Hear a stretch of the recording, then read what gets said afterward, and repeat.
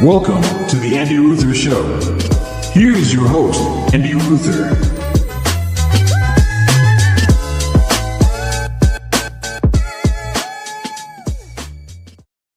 Welcome back to another episode of the Andy Ruther Show. That is me, Andy Ruther. The world, what is happening, guys? What is happening? We're going to talk all tariffs, all episode. Let's do it. How is it going to affect the economy? Let's do it. No, we're not doing that. Guys, I don't understand. I don't understand all this stuff. I'll just admit it. Or I don't have a strong opinion. Should I say that?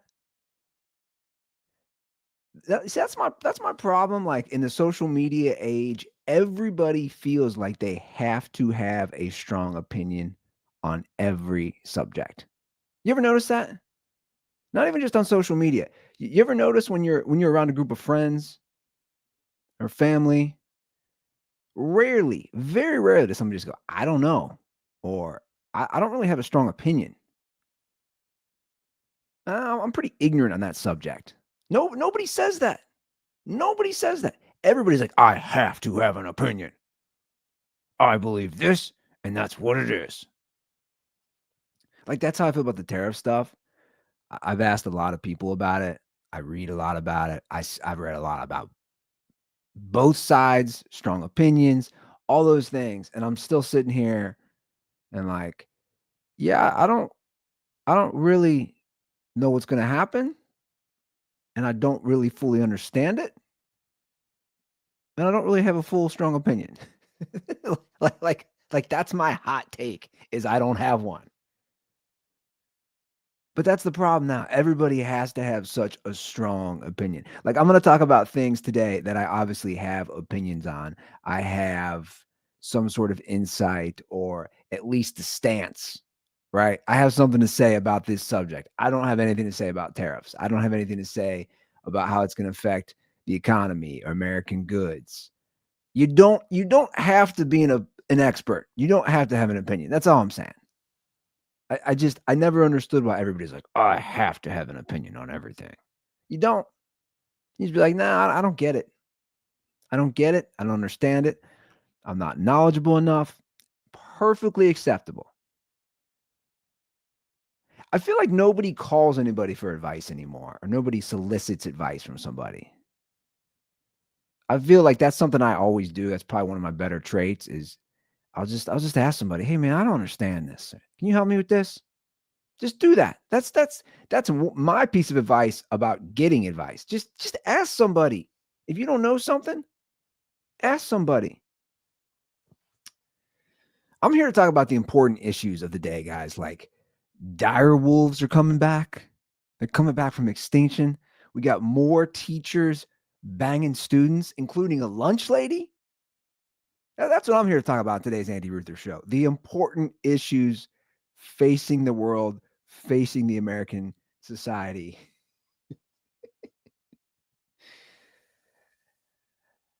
The teacher thing is out of control, is it not?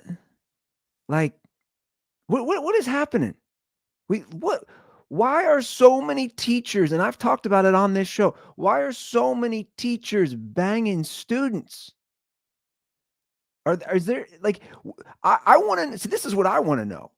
I want to bring in a psychologist and say, why are so many? And I don't think it's because technology is here and we're seeing it and we have access to it and it's now on the news and it hits social media. I don't think it's that. It's like I always say, I debate, and I just said this, I think, last episode. Were there more creepers? Were there more pedos when I grew up? We just didn't know about it because we didn't have the internet and we didn't have technology and we didn't have social media. That's a fair debate. There could have been just as many creepers.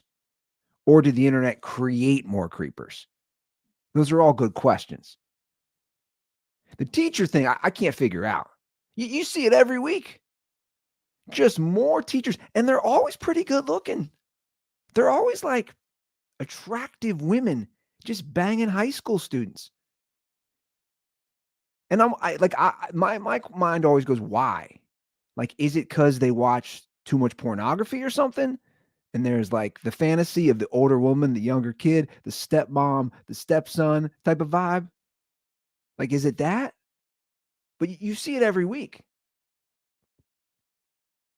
And we have another one, right? We have another one that went gangbusters last week, this teacher out in Illinois.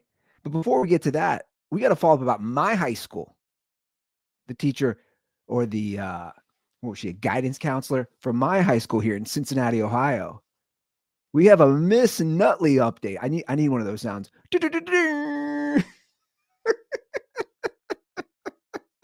We have a Miss Nutley update. Emily Nutley, the former faculty member of my alma mater, St. Xavier High School right here in Cincinnati, went to court on Monday. I did not make the court appearance. I did not make it. I discussed possibly going, but between putting my second kid into daycare that day, RIP bank account. You want to talk about 401k because of the stock market. You want to talk about investments. RIP my bank account, 2 kids in daycare. Anyway, didn't go, but she agreed to plead guilty to a couple charges so that they would drop a few charges. All right, here it is. Miss Emily, what about the Nutley? We have an update here. A developing story from Channel 5 here in Cincinnati, Ohio. Of you have followed for the last several months a former St. X High School. Yeah. First of all, a lot of we've been following here on the Andy Ruther show. A lot of us have been following. Emily, what about the Nutley? What is going to happen? All right, let's see. Employee admitting today she had sex with a student. So 43-year-old Emily Nutley pleaded guilty today to sexual battery charges, and the conviction could land her in prison. WLWT News 5's Karen Johnson is live in Springfield Township to explain the case. Hey, Karen. Yeah, hey, Chris. Emily Nutley had... By the way, I am sure my high school loves this. They just love this attention that they're getting on the news, and also from me, former graduate, former student of the school. Just nonstop attention, just across the street from the campus. Had been facing 6 counts of sexual battery, but today she agreed to plead guilty to 2 of the counts. And in exchange for her admitting her guilt, the remaining 4 charges were dropped. State of Ohio versus Emily Nutley. Emily Nutley went from the director of academic services at St. X High School to a convicted felon now facing prison time. And how would you describe? No one's there. I should have gone look. No one is there. There is 3 people at this court appearance. Describe your work career. Long, successful. Her 18-year career came to an end last. Okay, she looking rough. Miss Nutley is looking rough, I gotta admit. She's looking she's my age. She's 43, I'm 43. She's all of 43 right there. You know, some of those other pictures I'd seen of her, she look, I'm not saying she's an ugly woman. I'm not saying she's not attractive. I'm not going there. It's the eye of the beholder. But I'm just saying, she's got that, hey, I have been under scrutiny for the last 6 months because I banged a 17-year-old look. That's what she's got. Last year, after she was indicted on sexual battery charges. During her employment, and specifically on November 19th and December 8th of 2023, she engaged in sexual conduct with a student of hers. The student was a 17-year-old male. Today, for the first... Okay, where's the student section? His homies didn't show up to court? Imagine if there was a cheering section, like, yeah, like, raising the roof. Yeah, Brian, you bang Miss Nutley. Yeah. They're dapping in the background. They're holding up signs. What about the Nutley? That dude's got to be a legend, right? 17. Bangs his, what was she at the time? 41, 42-year-old guidance counselor, whatever. I forget what they said her role was. Director of whatever. First time publicly, Nutley admitted to the accusations. Did you engage in sexual conduct with a 17-year-old male on those 2 dates? Yes. Each of those are a felony in the 3rd degree. How do you plead as to those 2 counts? Investigators say Nutley had been helping the teen with schoolwork, then began having contact with him outside of school hours. They say Nutley sent the teen nude photos and sexually explicit messages, then began to have a sexual relationship with the teen, both on and off school property. Today, Judge Jennifer Branch accepted Nutley's change of plea and convicted her of the 2 felonies. Do you agree to accept whatever penalty I impose up to the maximum allowed by law? Yes, Your Honor. And Nutley will be sentenced June 10th. She faces anywhere from probation up to a maximum of 10 years in prison. She will also have to register as a sex offender. She's not serving any jail time, right? Like none. Right? Like she's not serving a day. Probation up to 10 years? No way. No way. There's obviously a double standard with male or female sex offenders. No way. No way she's. And look, I had this debate when this story broke last year. He's 17. Like she's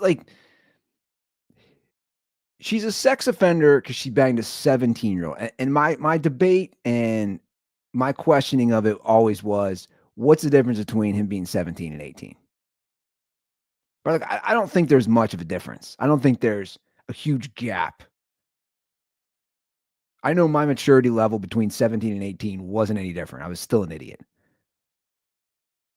No way she serves jail time. I wonder how that would look on her dating bio, like on Hinge or Bumble. Register. I bet that would turn dudes on, like registered sex offender. She's looking rough though. She's looking like the chick you bring back from the bar and you're partying all night and you hook up. And then she looks like that the next morning, you're hitting up a Denny's, you're getting breakfast, and you're like, yeah, let's go get a grand slam. Let's go get a little grand slam in the morning. Let's celebrate with a little post-coital Denny's. And then you're sitting in Denny's and you're like, yeah, I'm not talking to this chick again. Now she's looking a little rough, but look, it's a problem. Or maybe you guys wouldn't. Maybe if you're a high school kid, it's not a problem. This is a great thing. These teachers are out of control. There was this one, this cute one in Illinois, Christina Formella. This was going viral last week. Did you guys see this one? I mean, she's cute. She's like a 30-year-old teacher, special ed teacher. This was the one that everybody was talking about on social media. This was the body cam of her being arrested. All right. I know you're confused. I'll explain everything to you. You don't have anything on you. I mean, look at her. There's a picture right there. I mean, she's cute. Like, she's cute. By the way, this officer is like the nicest. It's like, he's like, I'm sorry. I hate to do this to you. I know you're having a day with your husband, just hanging out, but we have reports you've been jerking off a 15-year-old, so we're gonna have to take you in. I'm sorry. I know you're busy right now, and you guys just got back, and you got some brunch. I know that sandwich looks delicious. I see you got some avocado toast with it. Looks yummy. But if you could please put that down, we're gonna have to take you in because you let a 15-year-old finger you outside the science lab. Grab whatever you need. Whatever I need? Yeah, whatever you need, like your phone, your purse, go ahead and grab it. Is she going somewhere? Or? Yeah, we're going to explain everything to you. Bro, you have the poor husband, if she going somewhere. Bro, your wife has been cheating on you with the 15-year-old. I don't know how to break it to you. This is about to be the worst day of your life. Apparently, you're not giving her the D good enough, so she literally dropped all the way down to a 15-year-old. She dropped down to a kid who can't even legally drive. Is she going somewhere? Yep. Not down on you. That's what she's doing. It's where she's going. Guys, go ahead and grab out. We're not going anywhere right now. Of course, yeah. I don't understand what's going on here. I get it, yeah. You can go grab your things. Can he come with me? Yes. I like how you stay there for right now, so just stay there, but yes, you can. But come on back here. Should I shut the car off? Oh, yeah. Go ahead. Oh, yeah. And if you want, just seriously, finish the avocado toast. I see you got a side of fruit. It's always a good little mix for brunch. Eat that. Oh, you got a latte from Starbucks. Yeah, maybe drink that. Your husband can't come in the car. He can follow us though, if that's cool with you guys.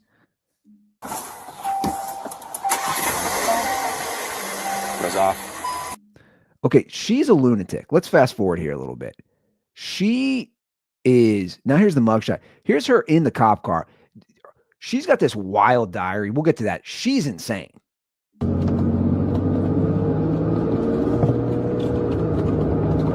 Am I in trouble? Like I'm so lost right now. Oh, she's crazy. Are you in trouble? Yeah. You can't be sucking off a 15-year-old. Sorry, lady. You can't.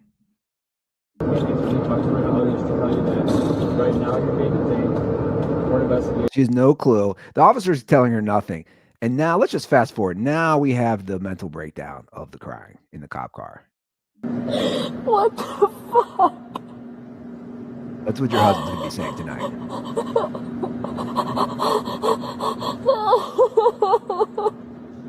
That is a broken woman right here.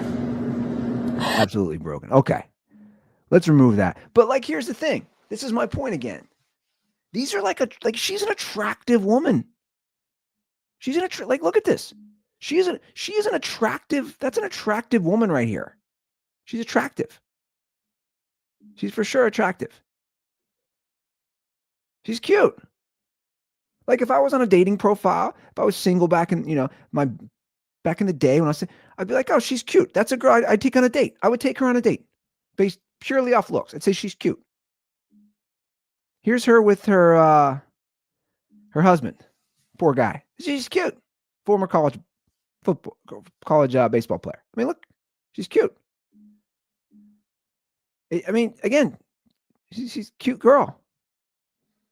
So like, why is this happening? And she was a lunatic. She had some like journal manifesto. The poor husband had no clue. They met at Concordia University. Through the interview, she was basically, her plea was that the 15-year-old put all these weird notes, these diary notes in her phone when she was writing some wild stuff.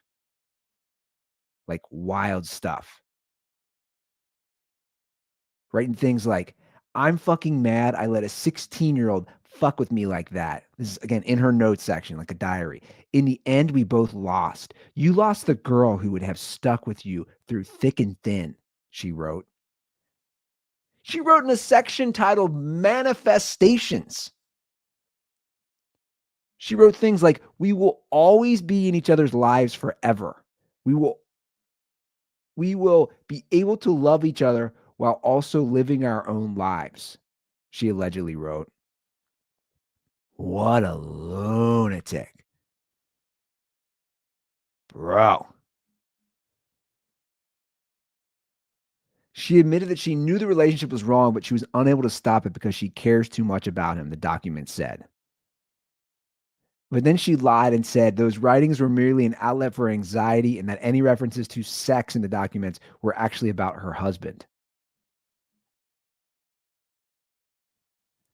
She began teaching at Downers Grove in 2020. She played soccer in high school and went on to play at Concordia University, where she dated and met her future husband. Oh my God. Dude, and from what I read, she was like hooking up with the 15 or 16-year-old like right before they got married. Again, I don't know how you recover from this. Like homeboy right here. Where is he? I don't know. I'm sorry to put you on blast, bro. I'm sorry to put you on blast. I just don't know how you recover from this as a man. Like, your lady, your wife, your partner, till death do us part, said, nah, I'd rather go with a 15-year-old. You're not doing it for me. Like, if you're going to cheat, at least cheat on somebody who's of age. I just don't know how you recover from that. I don't know how you do it. That's got to be hard. It's got to be real hard. Again, my question is, why are they doing it? Why are all these women are just like, yeah, man, what's going on in the 15-year-old scene? What's going on in the 16-year-old scene? And again, like attractive women. She's like an attractive woman. Are just dudes? Are they just all playing video games? I want to know. I want to know what's going on with these guys. Is it just like a sexless marriage where they're all gamers or they don't talk to their women? There has to be some sort of like psychological or emotional void that you just keep seeing this. Hell, I saw a lunch lady. This one made me laugh. A lunch lady's now banging students.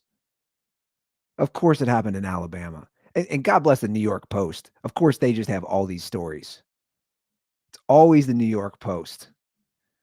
I forgot to grab this screenshot of this woman. We'll do that real quick here. Headline reads, married Alabama lunch lady, 41, brought teen student home for sexual encounters, says the report. A married Alabama lunch lady admitted to bringing a teen student to her home twice for sexual encounters, according to local reports. Amy Nicole Wigington, a 41-year-old Lauderdale County school employee, confessed to having sex with a male student under the age of 19 on March 7th and March 31st, according to court documents reviewed by Way TV. Wigington, who is married with children, according to her Facebook, allegedly brought the young man to her family's Rogersville's home for the sexual encounters, according to the Daily Mail. So, I mean, even the lunch lady. Like, even the lunch lady's getting action now. Like, what a time to be alive. What a time to be alive in high school. You're like, man, there's no teachers that like to give it up with that lunch lady, man. She's going to give me that extra sloppy joes. Sloppy joes. Let's pull her up. Let's see what we got here. This is homegirl. This is her mugshot. Again, like, not the worst looking woman. I'll just say it. I'm not saying she's a model.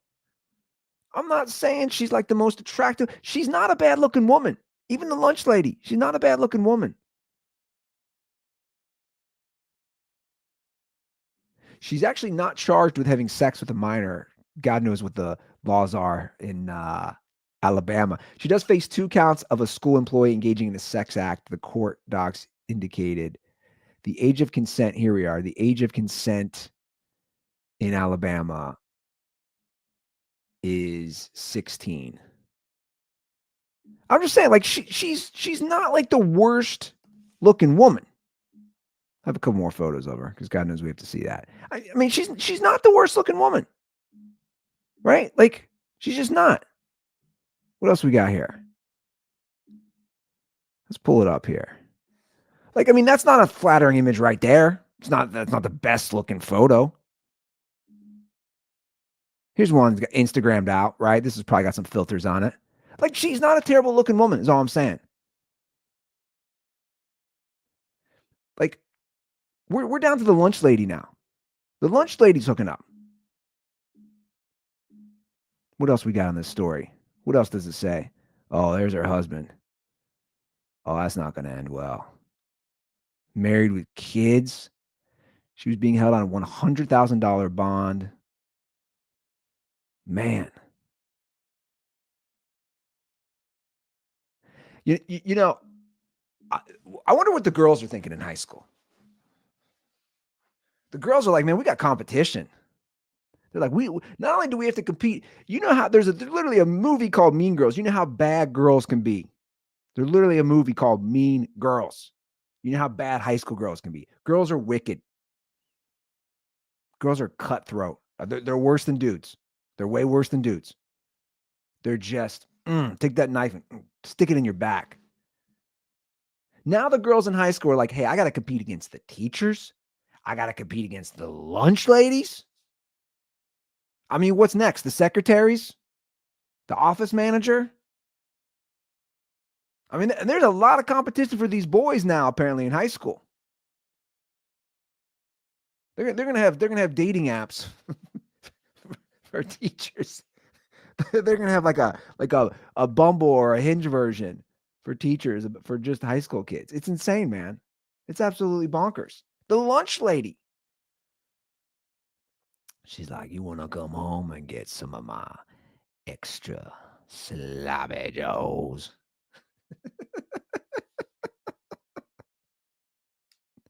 Like, how does that even happen? He's like, I'll take a carton of milk and a square slice of pizza. Hey, what are you doing today? And she's like, I don't know. What are you doing? He's like, I don't have class after lunch. And she's like, my husband's gone. And then they just hook up. Like, how does this play out? How does this play out? And again, man, the husband, dude, your wife ditched you for a high school kid. You just can't I could never recover emotionally from that. That's a tough one, man. You got dropped for a high school kid. You know what I bet it is? I bet these guys just listen to him. I think that's what it is. I think these guys, I think these women are all hooking up with high school kids because they'll talk to them and they'll listen because they're young and they're impressionable. And when you get older, you get jaded and you just get annoyed and you're just like set in your ways. So like these women will talk and the boy will tell them they love them because they think they do because they're 15. And they're like, I love you. And it might be the first sexual encounter they have. So they're giving them attention and they're telling them they love them and they're writing poems to them and they're cuddling after they hook up. And it's so romantic. Whereas like their husband's just like, I'm watching the game. Don't bother me. I'm going to the basement. I'm watching the game. I'm drinking my beer. I'm watching the game. And the lunch lady's like, okay, you want to play me like that? I'm around a lot of good looking, young, very testosterone filled boys. I will see what they're doing. I don't know. It's crazy though. Again, I think it's happening more. I really do. I think it's happening more. I don't think it's happening at the same level because I rarely remember this stuff happening when I grew up, when I went to school. It just didn't happen. Let's talk about dire wolves, guys. Let's move the conversation. Let's talk about dire wolves. You guys see this in the news? They're back. Dire wolves. They're not going to be extinct anymore. Or so they say. This cover was going all over social this week of the dire wolf. This is Remus. It's a dire wolf. The first to exist in over 10,000 years. The endangered species could be changed forever. And then there was this video we had here of these couple little dire wolves. Look at these adorable little pups. Oh, look at them.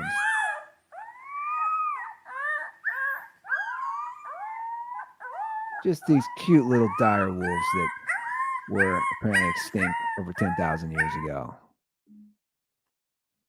So what's happening here? Let's get to the bottom of this. A biotech company says it has bred 3 pups with traits of the extinct dire wolf. Colossus Biosciences said it used novel gene editing technology to alter gray wolf DNA that led to the birth of the cubs. Dire wolves recently featured prominently on The Great Show, which we know I love, Game of Thrones. Their CEO, Ben Lamb, said, our team took DNA from a 13,000-year-old tooth and a 72,000-year-old skull and made a healthy dire wolf puppies. It was once said any sufficiently advanced technology is indistinguishable from magic. Today, our team gets to unveil some of the magic they are working on and its broader impact on conservation. Do we need this? That's my question. Do we need this? Do we need dire wolves? Like is that top of the priority of things we need? I don't know. It's, and I understand it's not the actual dire wolf. I just am like, we don't have cures for cancer. We don't have cures for a lot of things. But hey, man, those dire wolves, they were cool in Game of Thrones. Let's bring those back. Like, again, my question is, what is the reason? What is the reasoning for this? Why do we need these things back? If they were extinct for a reason. And I know everybody's making the Jurassic Park analysis, and it's pretty spot on. Things become extinct for a reason. We shouldn't bring them back. It creates chaos. Maybe things were technically extinct for a reason. Why do we need to bring them back?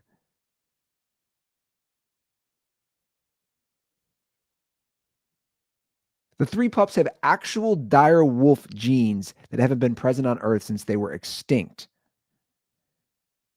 Colossal has been trying to bring back other extinct species, such as the woolly mammoth and the Tasmanian tiger. The dire wolves live on an ecological preserve over 2,000 acres in size, where they are tended by a 10-member full-time care staff and monitored using cameras, security personnel, and drones. Oh yeah, this sounds like Jurassic Park until they get out and they just start attacking people, and the people turn into werewolves, weird dire wolves. Until that happens, and then somebody gets bit, and then they turn into a great basketball player for high school, teen dire wolf. and they're on top of cars jamming out the Beach Boys. Until that happens, I just look. Here's my thing. I'm all for science. I'm all for technology. I just think we're living in a constant sci-fi, like a 24-hour sci-fi episode at this point. Like the robots are going to take over. I firmly believe that. And I'll throw this in. We're bringing back species that were extinct. They're going to take over. They're going to take over. Like AI is going to take over. Like I always say this. If you look at, let's say, my first 15 years on Earth, I'm 43, and let's say my parents, their first 15 years, it was definitely different. I would argue it's not as different as it was now. The disparity between my first 15 years on Earth and my parents isn't nearly going to be the difference of my first 15 years and my two little girls' first 15 years. That's what I'm saying. Like, I got a 2-year-old and a 3-month-old, almost 3-month-old. Where's the world going to be for them in the next 12, 13, 14, 15 years? Right? Like, everything's moving, especially AI, at such a rate. We're bringing back animals. And again, it's not the exact same thing. And I know a lot of people are mad, and there's quotes in here from different scientists who are saying this is a bunch of bullshit. You know, it's got some DNA. It's still endangered. I just, to me, a lot of it's playing God. And that's where I get worried. Like we're playing. It's definitely I don't know. It's like an ethical issue, a moral issue. I mean, I'm up for debate. Like I'm here to discuss it with people.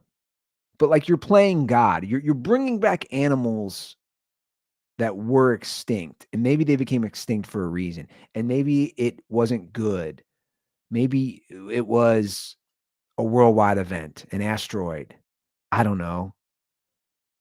The heating of the earth. I don't know. Again, I don't know enough about this stuff. I just think, why are we bringing this? Can we bring back my parents first? I mean, we're bringing back my parents are gone. Can we bring them back? I need help is what I'm saying, guys. I need help. I got 2 kids under 2. I need my mom here. Can we bring her back? Can we bring her back? Mom, I need help. Tell me how to get my youngest to not be constipated. She constantly has gas. I need my mom here. Mom, I need your help. The weekends are hell. 2 under 2 is hell. Can we bring back my parents before we bring back the dire wolves? Can we bring them back? Can we bring back Michael Jackson for some music? Not the pedophilia part. Can we bring back Michael Jackson? Just the music. Not the pedophilia, just the music. Can we bring that back? There's a lot of things I want to bring back. before dire wolves. Like if I had a list of what I want to bring back, dire wolves is low on my list, especially if they have to be watched. They're saying this is good for the environment and the ecology. How, if they're being watched in this conservation area 24/7, they're not being introduced to the wild? Can we bring back the Dominator from Domino's? Remember that one? Can we bring back $5 hot and ready pizzas from Little Caesars? Remember when that was only $5? Can we bring back the 99-cent value meal at fast food restaurants? I miss those. Can we bring those back? You see, my head keeps going to food. I am currently hungry. I'm on this new diet. I'm on the what do they call it? Intermittent fasting. I started doing that, where you only eat from noon to 8. So you eat 8 hours a day and then you fast for 16 hours. My brother was giving me shit about it. He's like, hey, doesn't everybody do that? Oh, doesn't everybody do that? Like, I don't eat breakfast. Well, I do. So it's harder for me. So I started this a couple weeks ago, the intermittent fasting. I've always been a big breakfast guy. If you've followed me or listened to me, you know I love the Andy Ruther scramble. I love me the Andy Ruther scramble. It's a whole ordeal, guys. It's an event. If you've partaken breakfast with me, you know it's an event. It takes a minute to make. I like the Andy Ruther scramble. It's breakfast. So I've been giving that up for the new intermittent fasting. And I like snacks at night. I do. I'm a snacker. I like snacks. I'm up late. I like the 10 p.m. snack. You eat some chips, eat some leftover tacos. I don't know, make some nachos, whatever's in the fridge. So yeah, intermittent fasting's been hard for me. It's so easy. My brother, it's so easy. Everybody does that. No, I don't. I don't do that.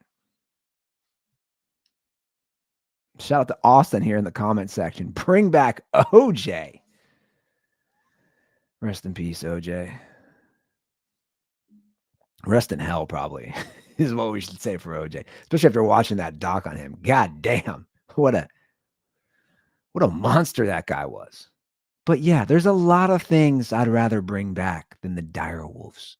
I just don't understand it. And woolly mammoths, we need woolly mammoths now? What's wrong with the elephant? My 2-year-old loves elephants. She doesn't need a woolly mammoth. I go to the zoo. She sees the elephant. She's like, that's cool. She makes her elephant noise, which makes no sense. I laugh. We laugh as a family. Why do we need the woolly mammoths? We're not in the ice age. I thought everything was warmed up, global warming. I don't know what to make of anything ever. I don't know what's going on. I don't need the woolly mammoth. I don't need something that you would see on the sand people from Star Wars just strolling down my street here in Cincinnati, Ohio. I don't need to deal with that. It's trampling my little Toyota Corolla hatchback. I don't need the woolly mammoth. We don't need it. So many other things. Just all this attention on the dire wolf and all this stuff. Like, what are we trying to do? Have you not seen movies? You've seen Jurassic Park. You see what happens. So many of these things, we bring things back. It's not good. So I am officially 11 years without booze this week. 11 years without booze. So I was thinking about, I don't talk about it much. I really don't. And to be honest, I have issue. I don't want to say I have issue. It's pretty annoying, people who only talk about their sobriety. You guys know these people, right? So I would lump like people into groups. People who are cyclists, people who are marathon runners, people who are sober. They kind of all have that same mindset where they only talk about those things, or it's like cult-like. The cyclists, the marathon runners, and the sober crowd. And it's pretty obnoxious to me. And ironically, I've done, I'm now in 2 or 3 of those. Well, I haven't run marathons for a while, but I've run 3 marathons, right? I've been off the sauce for 11 years now. I don't really talk about it too much. I think it shouldn't, it's like anything in life. I think people who make their whole identity one thing, they don't have much going on in their lives. You just don't. If your whole identity is that you're a woman, your whole identity is that you're a Republican, you're a Democrat, like that's your whole identity. Your whole identity is that you're sober. Your whole identity is I run marathons. I'm an ultra marathon. Like if that's your whole identity, you're pretty basic to me. You're boring. So I don't talk about the sobriety too much. But this year, you know why? I was thinking more about it. So April 6th, 2014 was the last time that I had booze. I'm sorry, the first day of sobriety after my brain injury from April 5th, 2014. I was thinking about it now that I have 2 kids. And it came from a good place. And I was reflecting and I was like, hey, man, 11 years ago, you woke up on a sidewalk in downtown Los Angeles. Your life was a mess. You had a traumatic brain injury. You had to do all this extensive rehab. And then here I was Sunday, again, 11 years of sobriety. And I have 2 great little girls, a loving fiance, a house, all these things. It was bringing me great vibes on Sunday, great memories. Not great memories, not of all the shit I did before, but I'm saying it was putting me in a happy place. And then I had to look at when I left the hospital. I was curious. So like how big of a mess my life was. This is me leaving the hospital in a wheelchair after being in the hospital for a few days after the brain injury. I believe my mom filmed this. I mean, look at me. Just look at me. I don't know why I'm throwing up the West Side gang symbol, but look at me. I'm in a wheelchair.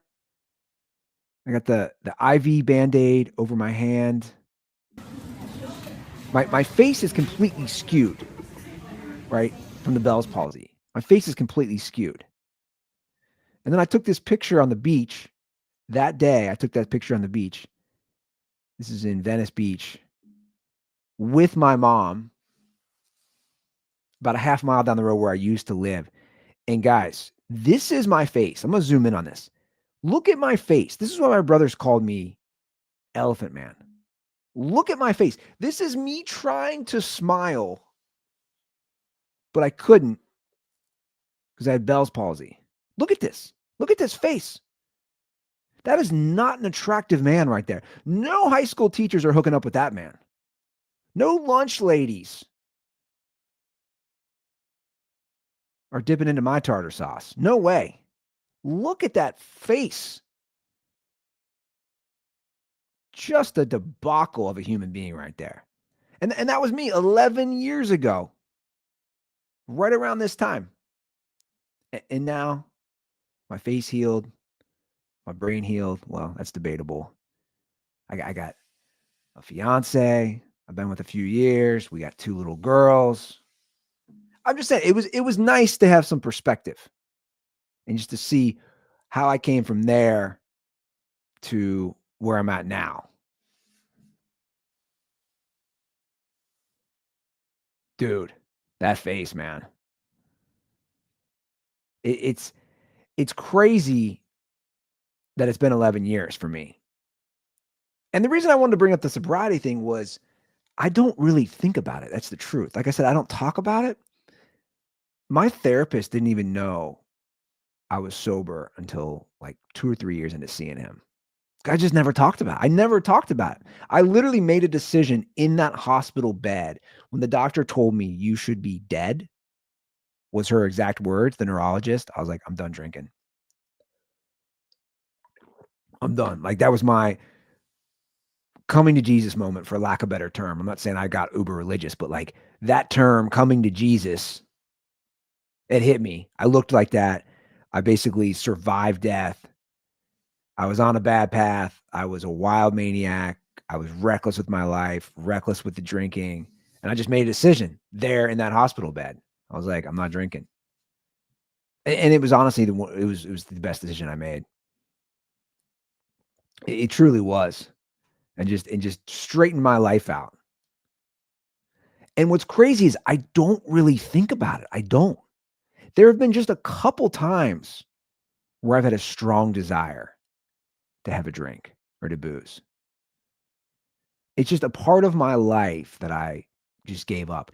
And it was crazy because when my mom died in 2020, there was a big part of me that thought maybe I didn't drink because my mom flew out from Cincinnati to LA to be with me, to take care of me after I got out of the hospital for a couple of weeks, to basically just be a mom.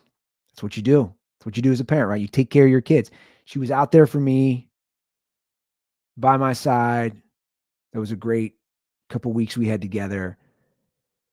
And after she died in 2020, I thought, am I going to start drinking again because mom's not here?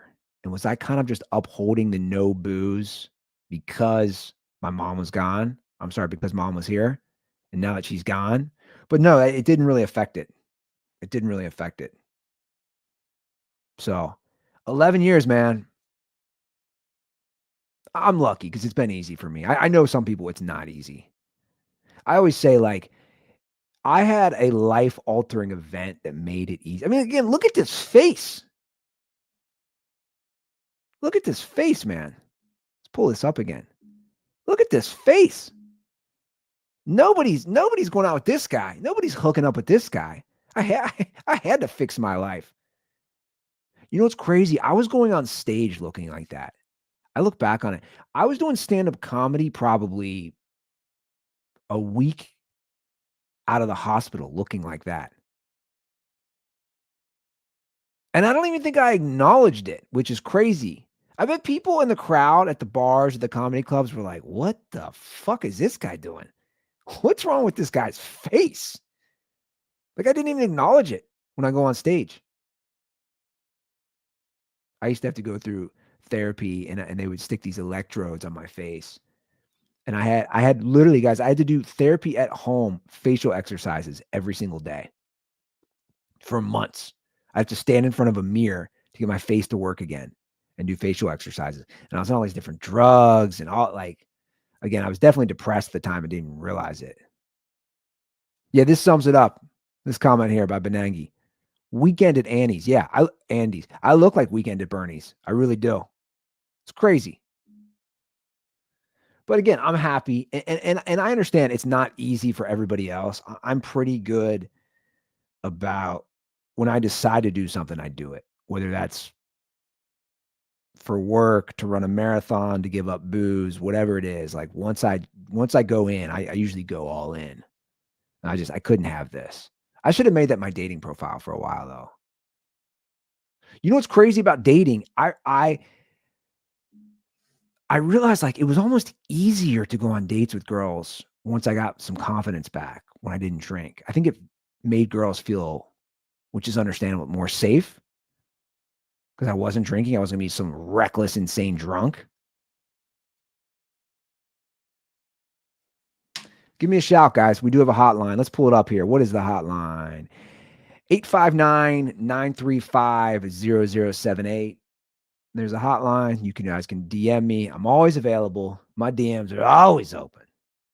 Well, especially for the high school teachers now. High school teachers, you don't want me? I'm 43. Like, yeah, 30 years ago, maybe.